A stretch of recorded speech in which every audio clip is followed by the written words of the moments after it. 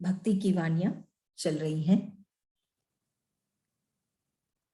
645 आज की वाणी।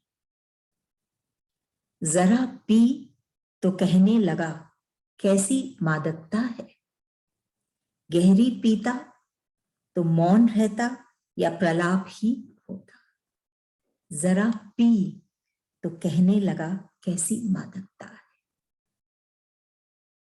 थोड़ी सी पीकर क्या ये भाव रस, ये प्रेम रस कौन पिया है? वो भक्त। और ये रस किसके पास है? उसके इष्ट के पास है, प्रभु के पास है, और कहीं नहीं। न धन में, न जन में, संसार में और कहीं नहीं ये मादकता। मादकता नशीलापन। स्थूल की दुनिया में ये पीना और उसकी जो मादकता है उस समय विशेष के लिए, लेकिन ये जो रस पीता है थोड़ी सी ही पी है, चखा है अपने ईश्वर के प्रेम को, कहीं ना कहीं पाया है, कुछ क्षणों के लिए उस प्रेम को अनुभव किया है, तब ही वो कह उठा कैसी मादकता है। उसी में वो, जैसे हम कहते हैं बोल्ड ओवर, उसी में वो कह उठा कैसी मादकता है। इसमें कितना नशीलापन है, कितना नशा है इस प्रेम रस में। थोड़ी सी पीने से ही उसकी ये स्थिति है। अब एक स्थिति और है। कौन सी? गुरुदेव कह रहे हैं गहरी पीता तो मौन रहता, कि और पीता और इस रस के रहस्य में और डूबता, ये रस को और पाता, गहरी पीता।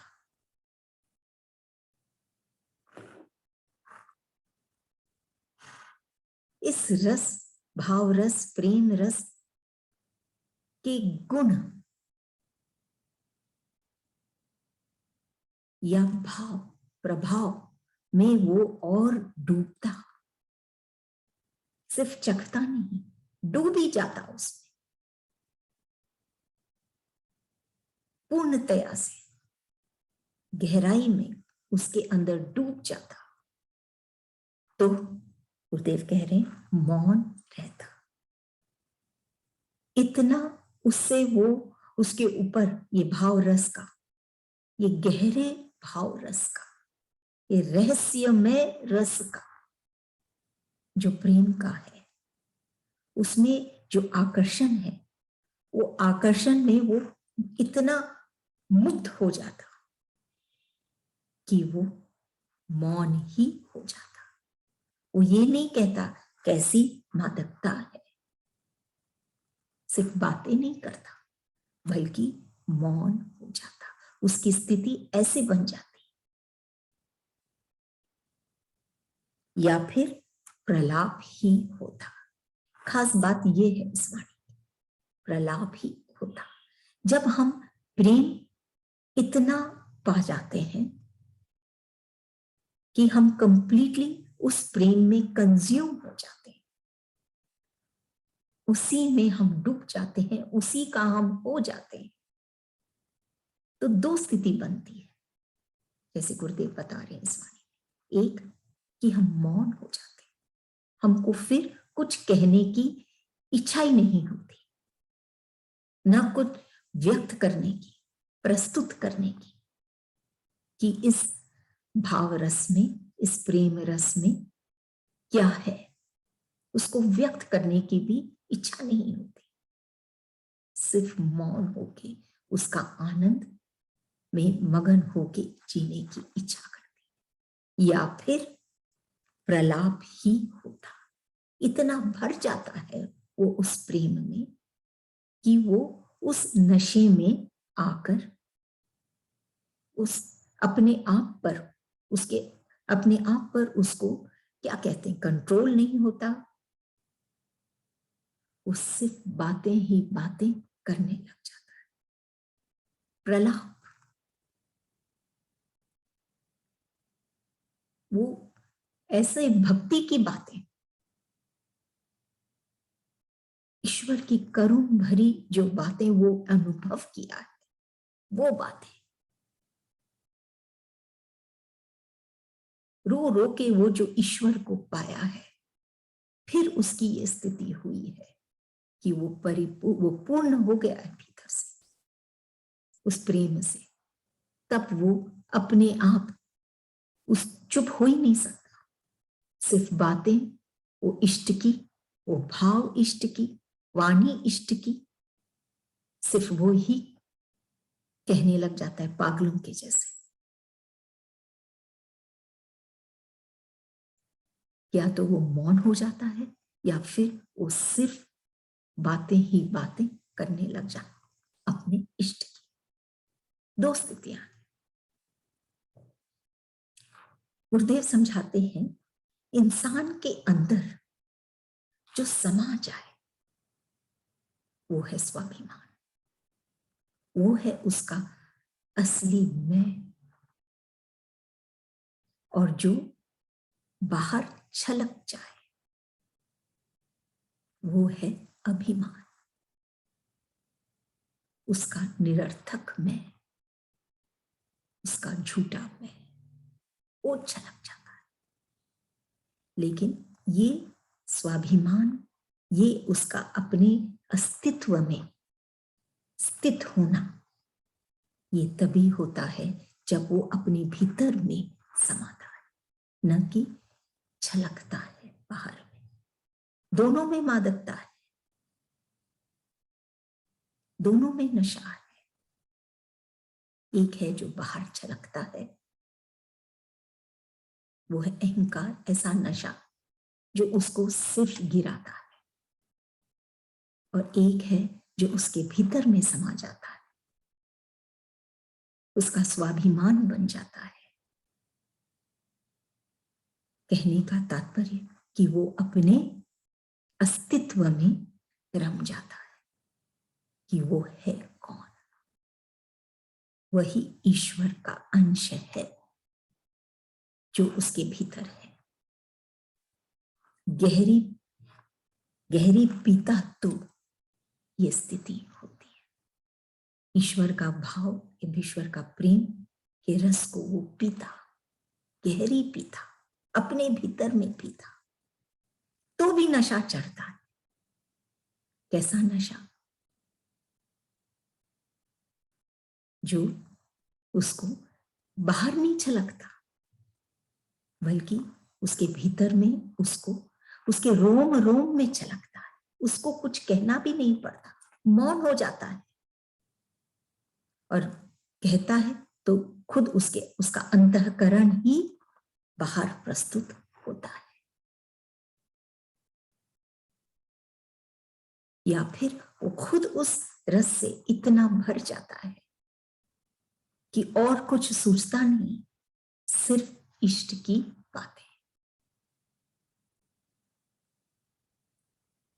जो वो भाव से पाया है, वो आंसू से, वो रो रो के जो उसने पाया है, उसके बाद वो बातें जो करता है सिर्फ ईश्वर की बातें, वही दिखता है। तो ये जो मादकता है ये शाश्वत है। और जो बाहर छलकता है, अभिमान का हो चाहे थोड़ा बहुत वो रस पिया हो, तो वो शाश्वत नहीं, समय विशेष के लिए। दोनों ही गहराई में पीता तो वो अपने आप को पाता, स्वयं से जुड़ता, खुदा को पाता खुद में। तब तो भक्ति उसकी सफल होती। भक्ति की वाणी है, भक्ति क्या है, कितनी कितनी इसमें छोटी छोटी बातें हैं। मादकता बाहर की भी और भीतर में भी, वो नशा। फिर कैसी नशा, बाहर के संसार की या ईश्वर के धन की? कैसी नशा, ईश्वर के धन की तो थोड़ी पीते ही वो कहने लगता है कैसी मादकता है, उसको अच्छा लगता है। और जो सिर्फ उसी से संतुष्ट नहीं होता है, जो भक्त थोड़ा पाकर, जो जिसके भीतर में और पानी की तड़प है, तो वो और गहरी पीता है। और फिर वो ऐसी अवस्था में पहुंचता है जहां उसको कोई हिला नहीं सकता। वो प्रतिष्ठित हो जाता है अपने आप में, अपने इष्ट में। ये तीव्रता होनी चाहिए, तब तो वो थोड़ी पीने से वो गहरी पीता है। यूं तो थोड़ी पीकर भी वो आनंद पाता है, वो मादकता पाता है, वो नशा पाता है, लेकिन वही नहीं रुक जाए, उसी से न तृप्त हो जाए वो भक्त। सदगुरु ये इशारा कर रहे हैं कि नहीं, और आगे बढ़ना है, और पीना है, और पीना है। कि वो कौन है, उसी को, ये जो बड़ा रहस्य बना है, उसको वो पा जाए वो भक्त। अगली वाणी 646। अधिक है ही कहां, यहां तो अपने ही अपनाते हैं, और तो स्वप्न देखते रह जाते हैं। क्या कह रहे हैं गुरुदेव? अधिक है ही कहां, इस संसार में ईश्वर सबके लिए उपलब्ध है।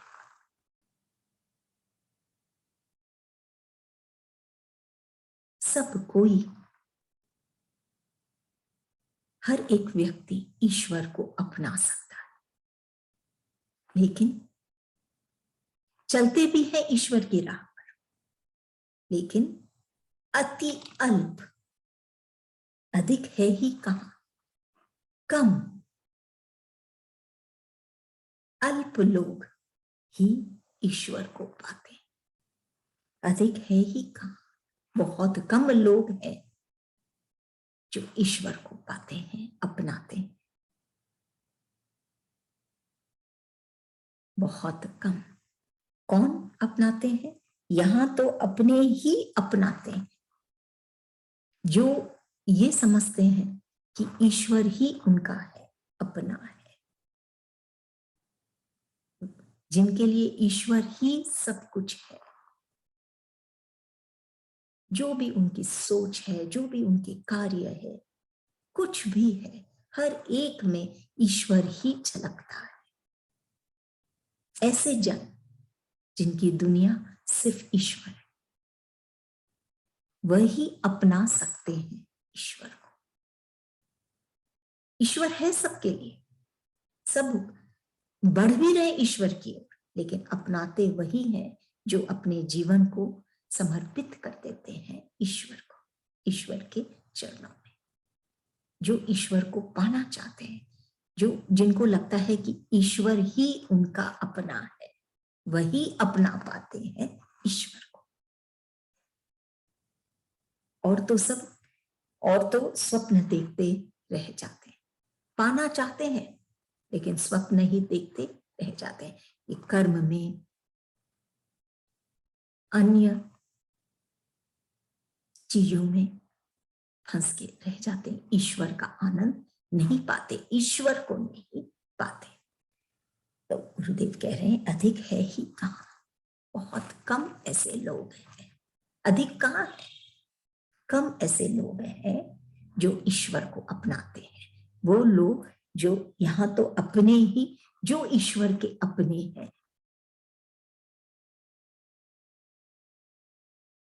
जिनको ये महसूस होता है कि ईश्वर ही हमारा है, उनके लिए ही ईश्वर अपने हैं, वही ईश्वर को अपना पाते, और बाकी तो स्वप्न ही देखते रह जाते, चल रहे हैं सब लेकिन स्वप्न ही देखते जाते। ईश्वर का प्रेम जो पाता है, जो ईश्वर को अपना मानता है, और क्या कहें, निखर जाता है।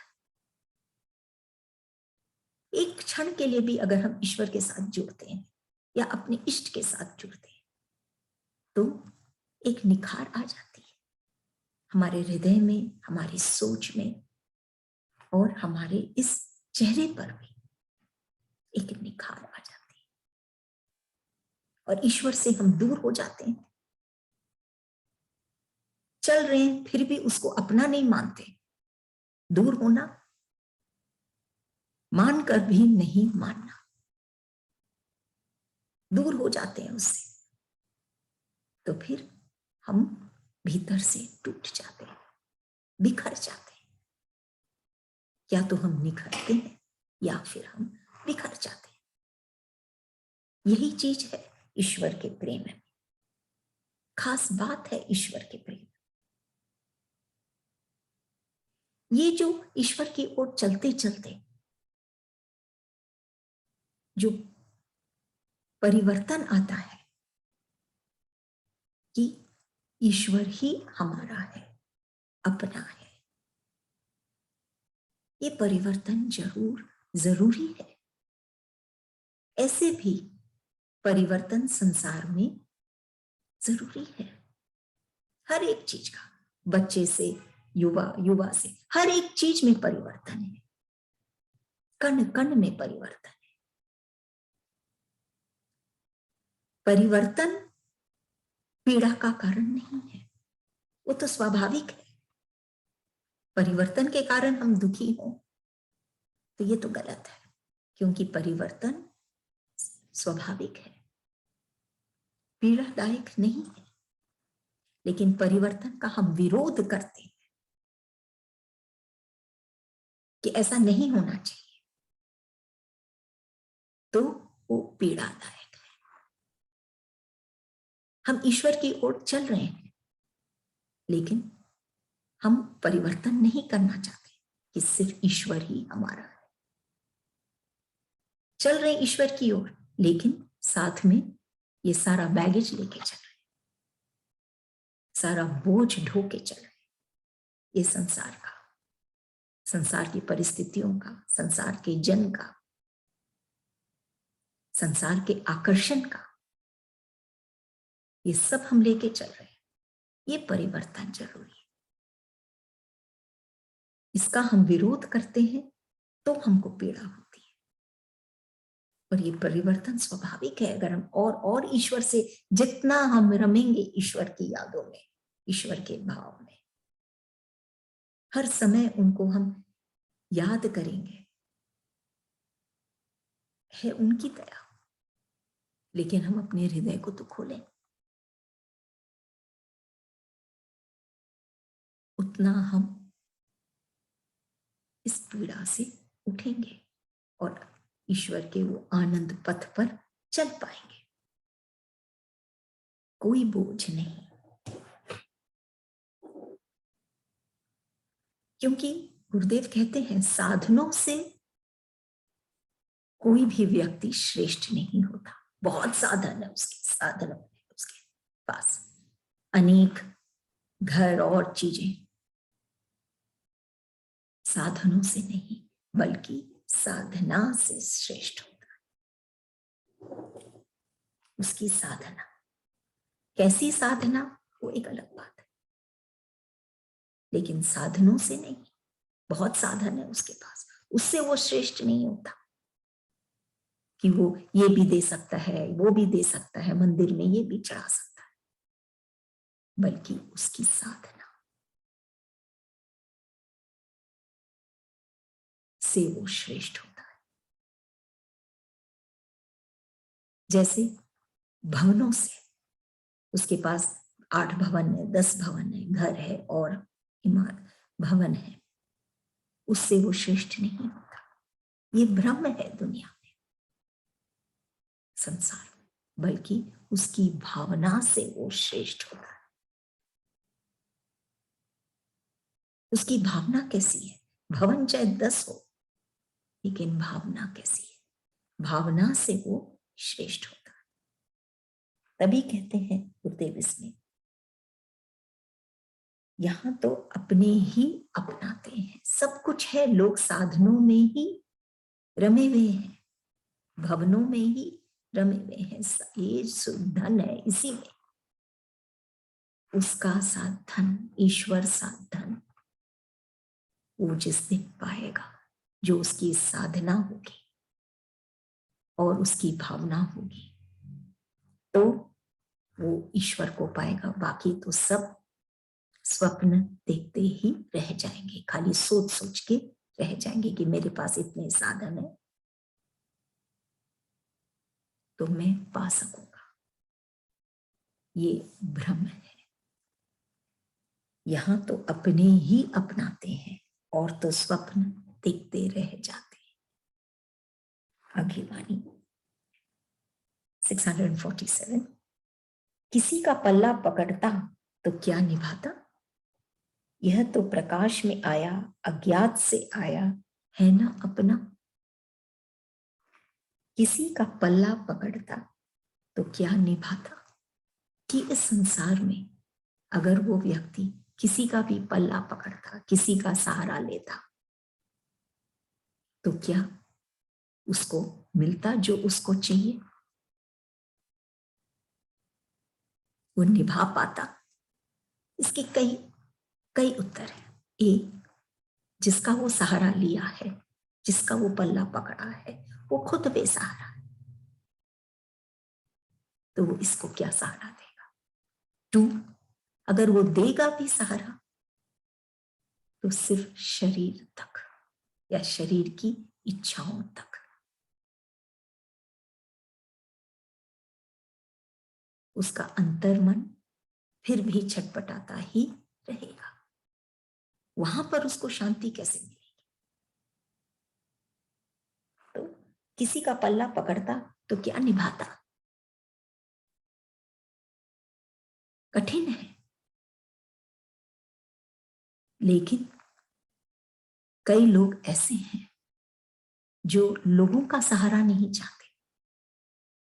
कई व्यक्ति, कई भक्त हम कह सकते, जो अन्य व्यक्तियों का सहारा नहीं चाहते, बल्कि ऐसा कोई एक साथी का सहारा चाहते हैं जो उनका अपना है और जो उनको उनके साथ निभा सकता है। यह तो प्रकाश में आया। ऐसा साथी को खोजना, क्योंकि वो साथी भी अन्य जन के जैसे ही दिखता है, वैसे ही शरीर है, वैसे शरीरधारी है, लेकिन जिसके अंदर ये तीव्रता है उस साथी को पाने का, वो उस प्रकाश को पा ही लेता है। जो प्रकाश रूप है, स्तंभ है, वो संत ईश्वर का रूप है। यह तो प्रकाश में आया, वो अपने आप प्रकाश में आता है ऐसे जन के पास जो उसको पाना चाहते। प्रकाश में आया, नहीं तो नहीं दिखता। अज्ञात से आया, वो अज्ञात है जिसको जाना नहीं जा सकता, फिर भी वो भक्त उसको जान जाता है, उसको पा जाता है, उसको दिख जाता है कि ये है साथी जो उसका साथ निभा सकता है इस जिंदगी के सफर। हम सब चल रहे हैं, लेकिन कोई ऐसा साथी मिल जाए तो ये सफर कितना सुगम, सहज और सबसे खास बात सुंदर हो जाता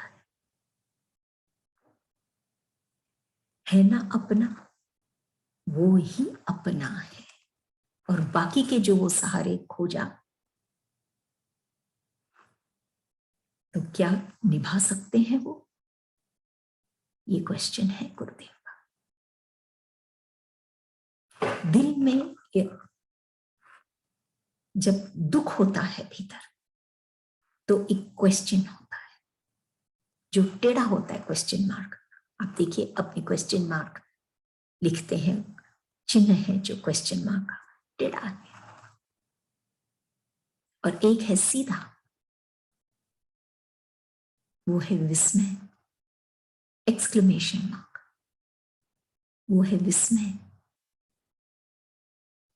लेकिन विस्मय अज्ञान का प्रतीक नहीं, कि विस्मय जो है, हम जो सरप्राइज है, वो अज्ञानता है नहीं, बल्कि वो मिलन का प्रतीक है। जब वो ईश्वर से मिल जाता है तो वो विस्मय है, नहीं तो सीधा जो है वो विस्मय है। नहीं तो वो टेढ़ा, उसका मन क्वेश्चन में दुखी रहता है। ये चिन्ह भी क्या खूब बने हैं, क्वेश्चन मार्क टेढ़ा और एक्सक्लेमेशन मार्क सीधा, कि आप उससे जुड़िए, उससे मिलिए, यही विस्मय है, मिलन है। नहीं तो दुख चिंता में सब कुछ उल्टा पुल्टा नजर आता है, टेढ़ा नजर आता है, जैसे वो क्वेश्चन मार्क जिसका हमारे पास कोई जवाब नहीं। ऐसी स्थिति बन जाती है। तो गुरुदेव क्या कह रहे हैं, किसी का पल्ला पकड़ता तो क्या निभाता, वो नहीं निभा पाता। लेकिन अगर उस भक्त की इच्छा है कि वो एक ऐसे साथी को खोजे जो उसका साथ जीवन भर निभा सकता है, तो ऐसा वो खोज ही लेता है। वो प्रकाश में आ ही जाता है उसके लिए। दिखने में सबके जैसे है वो संत, लेकिन फिर भी वो भक्त उसको खोज ही लेता है। जो अज्ञात है उसको भी वो पा ही लेता है, क्योंकि उसके अंदर वो तीव्रता है ऐसे साथी को पाने की, जो उसका अपना है ना अपना। तब वो अनुभव करता है कि हाँ, ये साथी है जो अपना है, जो उसका है, और वही साथी साथ निभाता है। अन्य जन तो खुद सहारा खोज रहे हैं। अगली वाणी 648। शक्ति है तो शुद्ध कर, भक्ति है तो अर्पण कर। शक्ति है तो शुद्ध कर, कि हर एक जन के भीतर में उस सत्य की शक्ति है। हर एक के अंदर वो शक्ति, क्योंकि हर एक के अंदर ईश्वर है। हर प्राणी के अंदर, हर जीव के अंदर, जीव मात्र के अंदर, हर एक के अंदर वो ईश्वर विराजते हैं, बसते हैं। और ईश्वर बसते हैं तो ईश्वर की शक्ति भी। तो कह रहे हैं कि शक्ति है तुम्हारे भीतर, अगर है तो उसको शुद्ध कर। शक्तिवान होकर क्यों निर्बल हुआ है, क्यों कमजोर हो गया है? तो सतगुरु कह रहे हैं शक्ति है तो शुद्ध कर। अब कैसे शुद्ध होगा ये, कैसे पवित्र होगा ये, कैसे ये शक्ति अपने रूप में आएगा? हम सोने के आभूषण बनाते हैं, समझ लीजिए सोना, उसका अगर हम आभूषण बनाते हैं, उसमें हीरे या और कोई पत्थर हम जड़ते हैं, तैयार होने के बाद हम क्या कहते हैं? ये तो हीरे का हार है, हीरों का हार है। ऐसा ही है ये तन सोने का। लेकिन जो हम कार्य करते हैं, कर्म करते हैं, वो है वो हीरा, जो हमारे इस तन, सोने जैसे तन में जड़े हैं। हमारे कार्य। और आखिर में कहलाया जाता है कि जैसे वो हीरों का हार, उसी के हिसाब से, हमारे कार्यों के हिसाब से ही उस व्यक्ति का विश्लेषण होता है।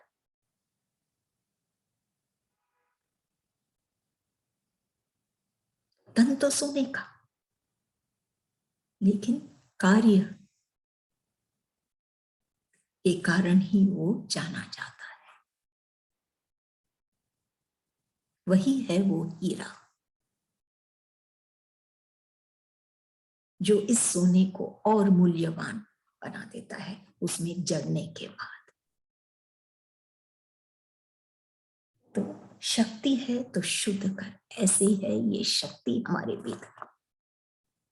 लेकिन जब तक हम इसको शुद्ध नहीं करेंगे, कैसे?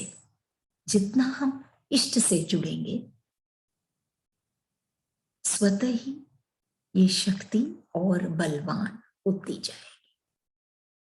ये सत्य की शक्ति, ऐसी शक्ति जो आज है कल नहीं, ऐसी शक्ति नहीं। ये शक्ति जो शाश्वत है उस व्यक्ति के, उस भक्त के भीतर हमेशा रहेगा। ऐसी शक्ति जो उसको टूटने नहीं देती, कमजोर होने नहीं देती, बल्कि उसको और उसमें निखार ला सकती है। ये तब होता है जब वो अपने इष्ट से जुड़ता है। भक्ति है तो अर्पण कर, कि प्यार करें, भक्ति तो और कुछ नहीं, सिर्फ प्रेम है ईश्वर से। यही भक्ति है, क्योंकि ये प्रेम ही है जो हमको धरती है, जो हमको भय से गत कराती है, भय से हटाती है। तभी भक्ति सार्थक होती है, नहीं तो भक्ति निरर्थक। ईश्वर से जुड़कर भी हम भय से ही घिरे रहे तो क्या भक्ति?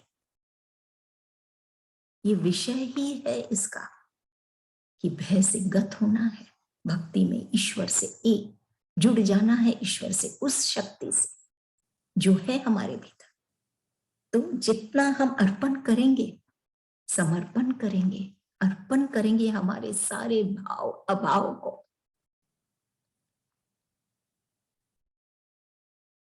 प्रेम में होके भक्ति में, तो हमारी ये शक्ति शुद्ध होगी और हम वो सुंदरता पाएंगे जो जिसके लिए सब लोग तरसते हैं। ये है असली वास्तविक वास्तव में शक्ति,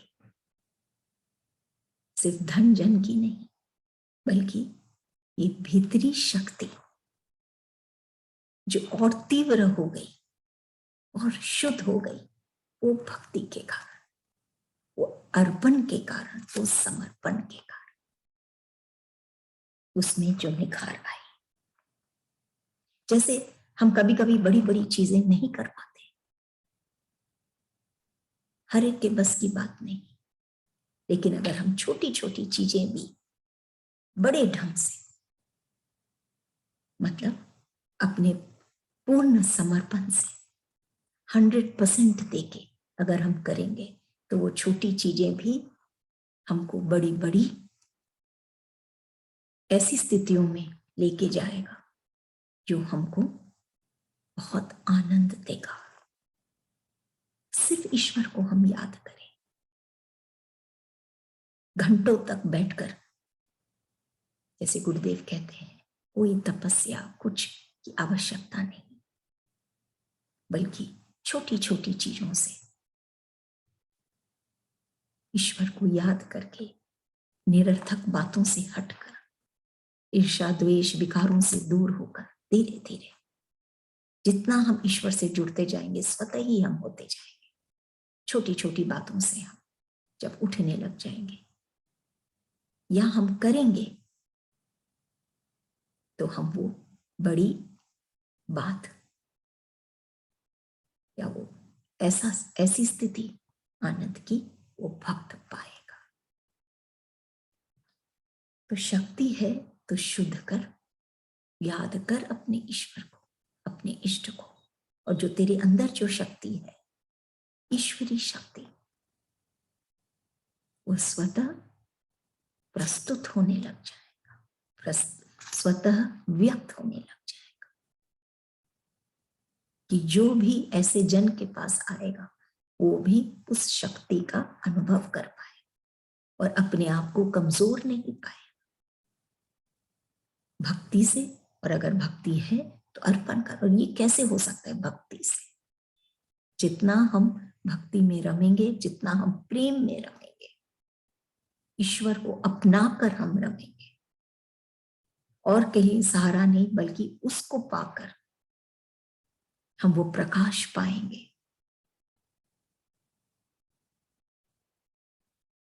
तब जाके हम इस शक्ति को महसूस कर पाएंगे।